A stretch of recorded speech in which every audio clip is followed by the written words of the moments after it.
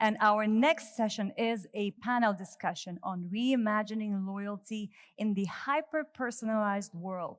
And our panelists for this session are, please welcome Antonio Ricciardi, SVP Consumer Intelligence and Engagement at Etisalat.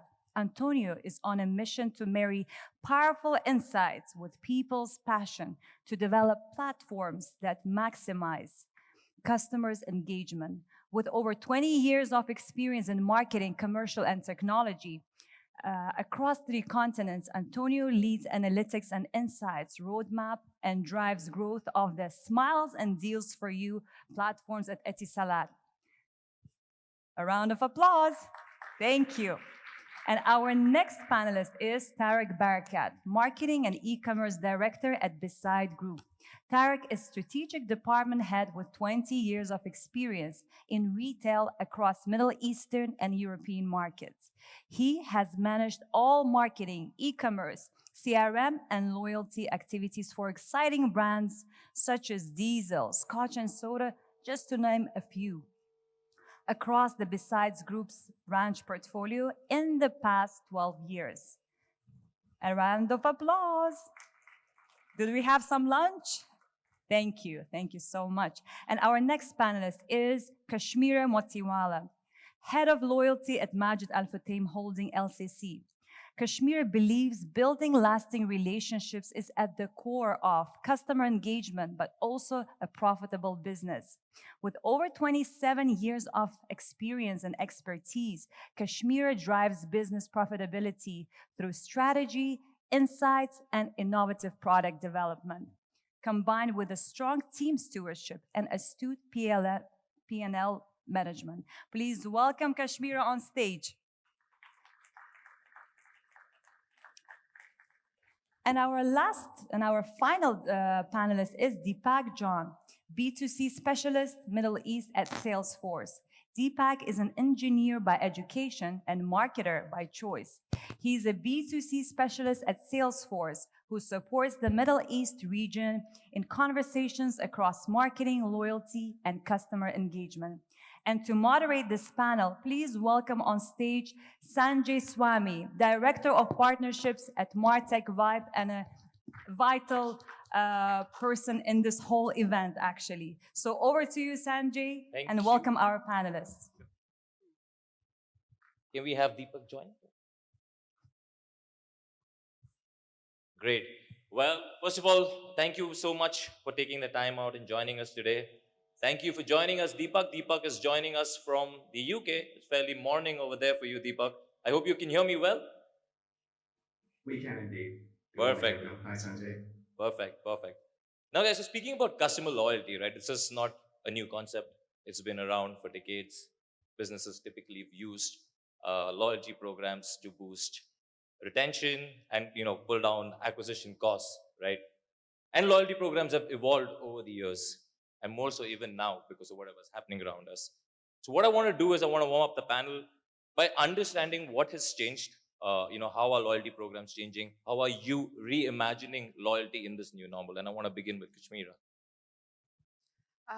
I guess some things get reinforced. And if there's anything about loyalty programs that really do get reinforced, it's about the voice of the customer. So I think loyalty programs have a much larger role to play in making sure that the voice of the customer is really clearly heard within the organization.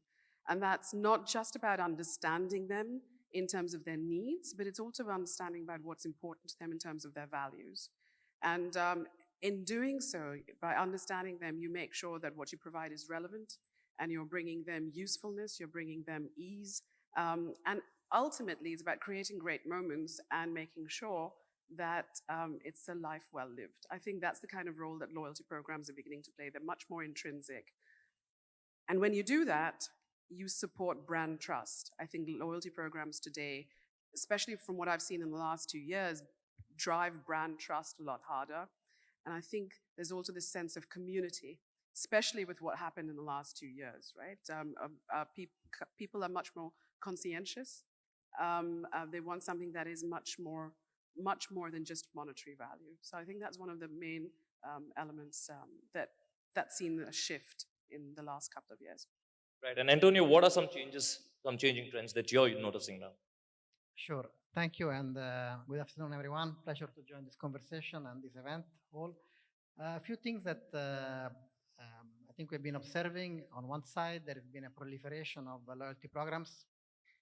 Not that there were few before, but there is even more now. And also, I think the complexity of the programs has increased quite significantly by virtue of adding new features, adding new benefits. Given the circumstances also of the last 18 months, digital was already essential, but I would say now is even the strongest imperative for programs to be meaningful and convenient to consumers. And there is also a slight greater openness when it comes to companies, organizations which manage loyalty programs in opening up to other brands and being a little bit less defensive on what is their domain. Obviously, I think because of all this, the chances of failure rate in the loyalty space have even further gone up. Right. And Tarek, I mean, what are some trends that you're noticing? What with in-store coming back, people coming back into stores. What are these trends that you're noticing now? I would probably reiterate what Antonio said, which is that, especially in the Middle East, you've had a swarm of new programs coming in. So the game is now how to stand out from other competitors. And one thing is agility. So you have to be. Previously, loyalty programs were relatively the same for years, if not longer. And now what we're looking at is basically continuously changing the benefits, the tech. Obviously, tech is a big part of it, but also trying the customer of one. So basically trying to focus on just one customer at a time if you need to, and hyper-personalization is a key aspect of it. Right. And Deepak, obviously you have a larger view of this, right? Because as a technology vendor, you're working across businesses, right? You're seeing challenges from marketers across industries. So what are some trends that you're seeing right now? Yeah, thanks, Sanjay. So there's a great many insights shared by the panel here. And at the end of the day, you and I, we're all consumers, and we know and have expectations of what good looks like.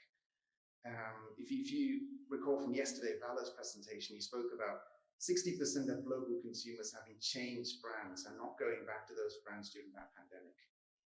I want to look at this maybe from a perspective of within a business, right? So if you look at role of loyalty within an organization, your classic typical loyalty program is a financial instrument. And I've seen that you can typically spend way too much on the business economic side of things. In fact, one of the numbers that I had from McKinsey study is that rewards-driven companies have at least a 10% lower EBITDA margin compared to brands that do not spend on loyalty. Right? And as marketers, when we spend, about 90% of our advertising marketing goes into advertising and also retail promotions. Yet what we're observing more and more is, at times, the single most powerful impetus for us to buy is often someone else's advocacy, right? So if I kind of recall this and I put this into 2 points maybe, in this new normal where there's a considerable constraint in terms of budgets and the value that businesses should be creating, when you're thinking about loyalty and how you go to market, the value created for that program through whatever you do must actually exceed the cost of the value delivered, right? So your internal value that you gain from that program must be more. And it's important that organizations recognize that. And the second thing, as a marketer, we know this, right? Loyalty and chasing customers shouldn't be about spending money and convincing your out-of-market buyers to consider a purchase. But instead, you should start investing in making the buyer remember the brand next time they need that product or service. So this is your classic, your mentor and physical availability if you're like a Byron Sharp fan. So I'll pause there, Sanjay. Right. And I want to follow up with you on that, Deepak. How do you think brands can make loyalty programs more customer-centric? Brands. Okay, interesting question. There's a lot that brands can do, right? But the first thing I'd probably ask is, why do you need a loyalty program? Do you actually need a loyalty program? And if the answer that you have is everyone else is doing it, or it's about growing our revenue, we should talk. Please meet us at booth 5 right after this session. Right. The purpose of a loyalty program should be about value creation, and to use Vala as example, it's about value flow. Questions that brands should absolutely be considering are at the most basic level, even before you think loyalty, right? At the most basic level, are your products and services, are they reliable, usable, functional? How fragmented is the market category I'm in? Can I provide differentiation of the products and services that I do? How are my lifetime value of customers changing over time? And are my highest LTV customers, where are they? Are they at the risk of churn? And also then ask the question of how do I increase my brand equity through things like communities, exclusivities, events, and so on. So that's probably the right approach when you start thinking about loyalty and becoming a lot more closer to your brand and your customers. Right. And specifically to the question of how do you become more customer-centric, I just say, listen. Listen intently and lead with trust. Listen to your zero-party data, your first-party data, and as you expand your loyalty program into an ecosystem, start thinking about how you can use insights and data and building that experience across your entire value chain as well. Right. Lead with trust. Antonio, you're running probably one of the largest loyalty programs in the region, right? And I want to ask you this: what goes into making a loyalty program that's customer-centric? I think it's a never-ending quest. There are, when it comes to joining a program, or more even importantly, engaging with the program, consumer, I believe, has two types of motivations. One is extrinsic and one is intrinsic. The extrinsic one has to do with what the customer can get out of the program. And there, to be more customer-centric, some of the ingredients to become more customer-centric revolve around the area of democratizing the rewards, so making the rewards or the benefits available from day one. You don't have to go for a long marathon before you qualify for getting something out of a program. Secondly, it's also about opening up to other brands, because the consumers want to have the kind of choice. And so this is more has to do with the extrinsic aspect of what consumers get out of why consumers are motivated to join a program. When it comes to the intrinsic part, it has to do more with the sense of ownership, empowerment, even relatedness that the consumers feel about the program. And there, to stimulate those, some of the ideas that we are having at our side at Smiles is number one, obviously you need to unlock instant redemption, because that instant gratification makes the consumer feel extremely positive about being part of a program which empowers him or her that much. That's number one. Number two is about cross-brand exchange of points. Also, again, we all know that consumers have, even in certain parts of the world, more than 10 loyalty currencies, or they're part of more than 10 loyalty programs. So giving the consumer the ability of exchanging whenever they feel like points from one program to another, it's also a strong it taps into that feeling of autonomy, of empowerment that the consumer wants to have. And when it comes to that exchange, the final dimension is the peer-to-peer exchange. It's also tapping into empowerment, but as well as relatedness, because you can think about it that as a way that members will start creating, sub clusters of social clusters of lookalike members who have shared the goals, have similar objectives, and that could even foster that advocacy, which is, I would say, from a brand standpoint, is probably standing by goals. So this, I would say, are the two dimensions I see to focus on. Obviously, when it comes to the another big one, but Deepak has already spoken about it, I'm sure there will be more points about it, is about personalization, that we know it's also extremely important, because it brings up the benefits in a contextually relevant ways to customer, and that goes without saying is a must. Right. And Kashmira, what are your thoughts on this? I think Deepak and Antonio have said a lot of it, but for us, I mean, at the end of the day, it's really about core to put the customer at the center of it all and understand what they need. So relevance is paramount. And I think in today's world, in terms of customer centricity, it's also about how do you it's about ease. It's about ease of use. It's about freeing up time. And so if you as a program, if you have a program, if you understand what your customers want and you deliver to that, that will go a long way. And I think what Antonio mentioned before in terms of trends, and also in terms of what you've just said about customer centricity, there's this aspect of how do you make the everyday easier, and how do you create an ecosystem for the customer that makes life more pleasurable and easier to deal with. And I think that's how you bring that back into it. Right. And Tarek, when we talk about loyalty programs, right, there's often a comparison with what's going on in the West, right? What do you think, how can brands over here learn from their counterparts in the West when it comes to, designing loyalty programs? I would say that they can also learn from us, but if we were going to start with what we can learn from the West, I think there's a geographical and historical benefit to the West, which basically means, I'm putting on here my retailer hat, is that a lot of these brands and offices are based in the West, and generally speaking, loyalty is a very centralized division. So the talent pool, has always been focused geographically there. So outside of the UAE, generally speaking, outside of the traditional loyalty industries, you don't have that kind of talent pool.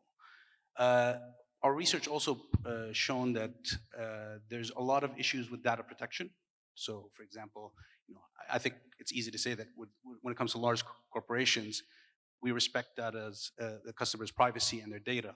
But I think a lot of us also have been victim to a lot of these cold calling that tells us that a lot of these companies, at least smaller ones, do not really respect private data.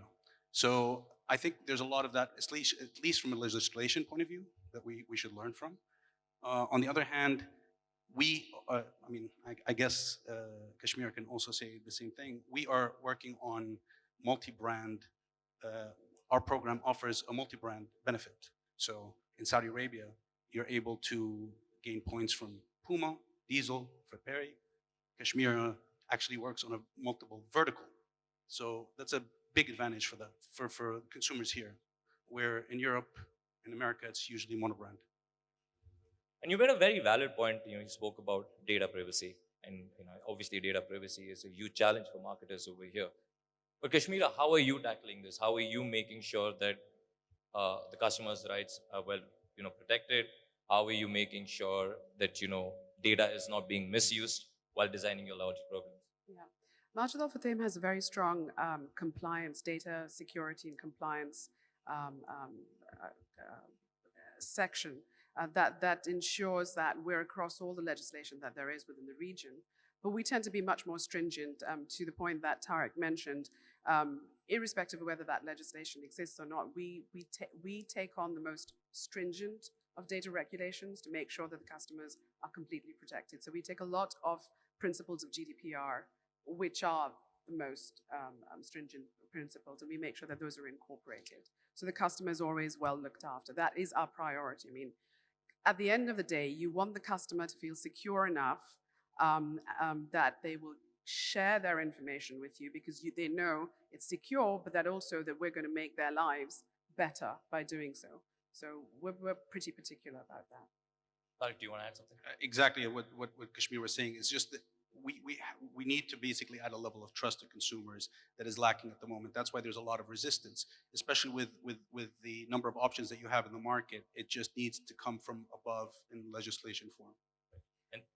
And if I could add to what Tarek just said earlier, in terms of, I also, yes, it is true that loyalty programs originated in the West, but I think one of the things that I believe that exists in this part of the world is a certain boldness that I think I don't necessarily see in some of the programs elsewhere. I mean, if you look at what Smiles is doing, if you look at what Share is doing, nowhere in the world do you have a mall operator investing in a currency like Majid Al Futtaim has.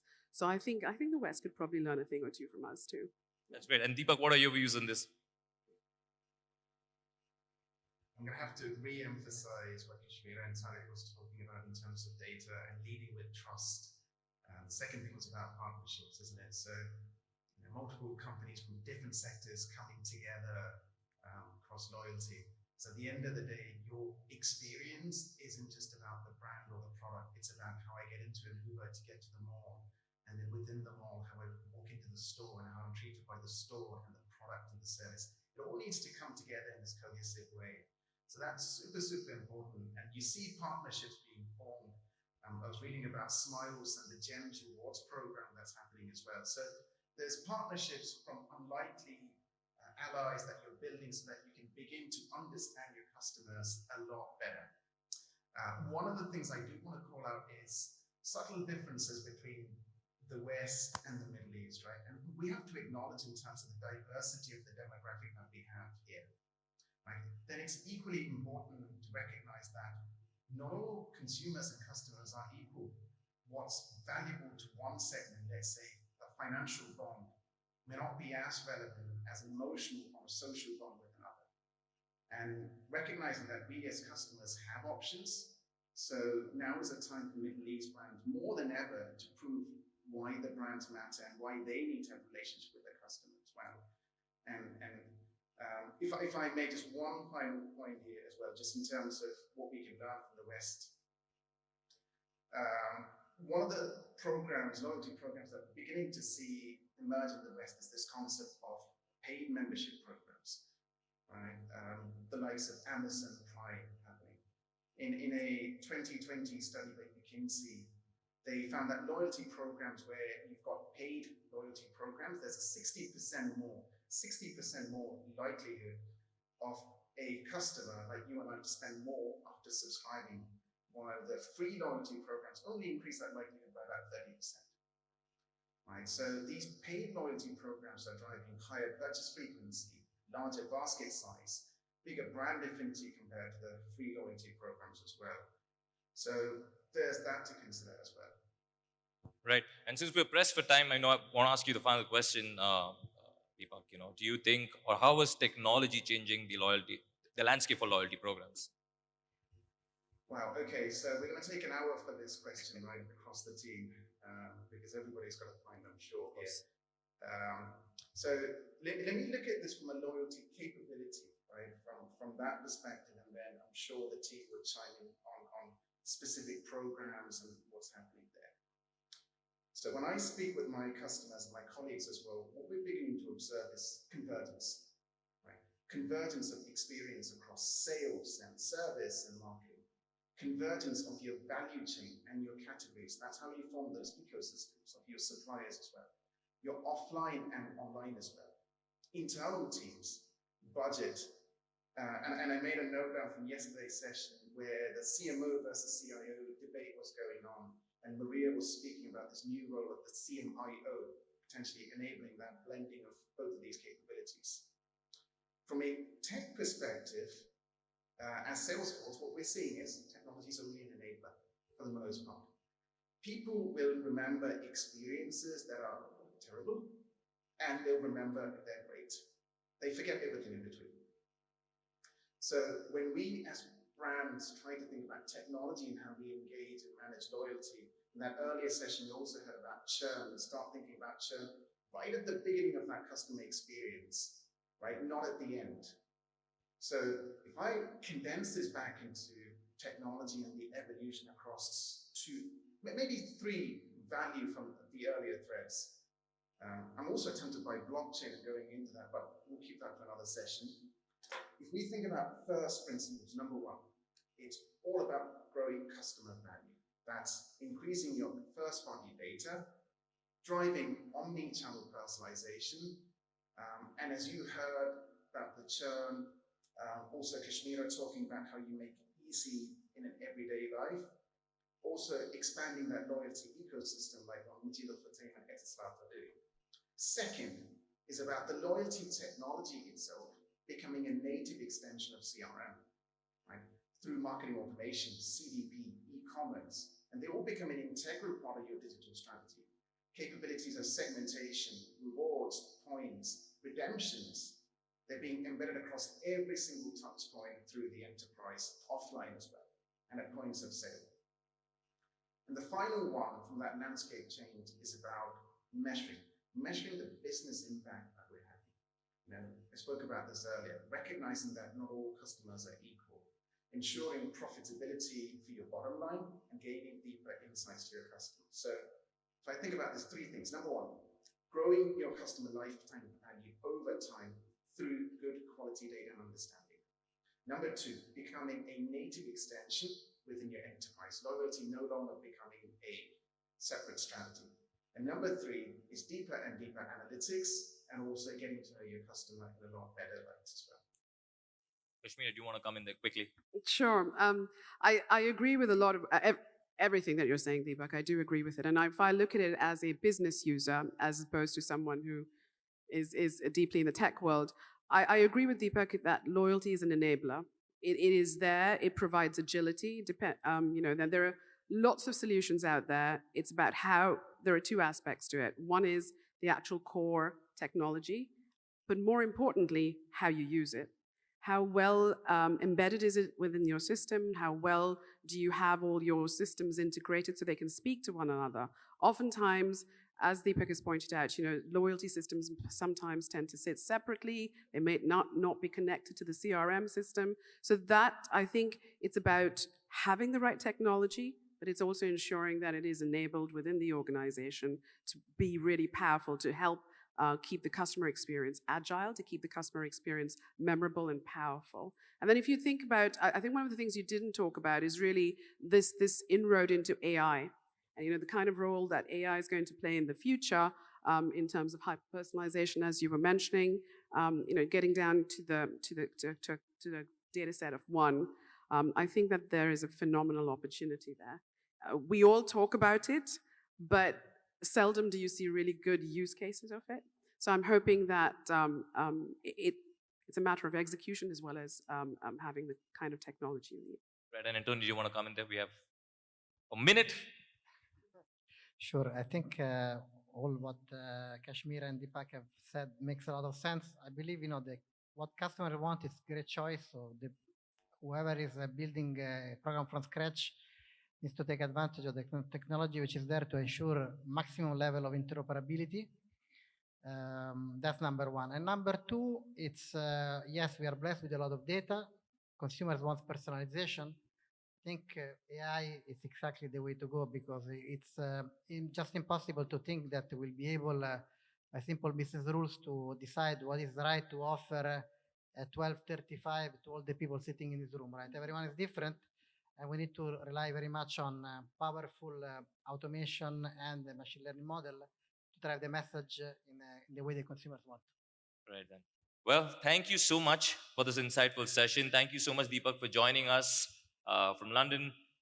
Unfortunately, we're pressed for time, but I'm sure the panelists are around, so you can maybe grab a coffee with them if you have more questions.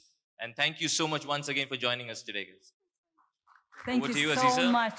Thank you so much, our wonderful panelists, for these amazing power pack session, and Sanjay.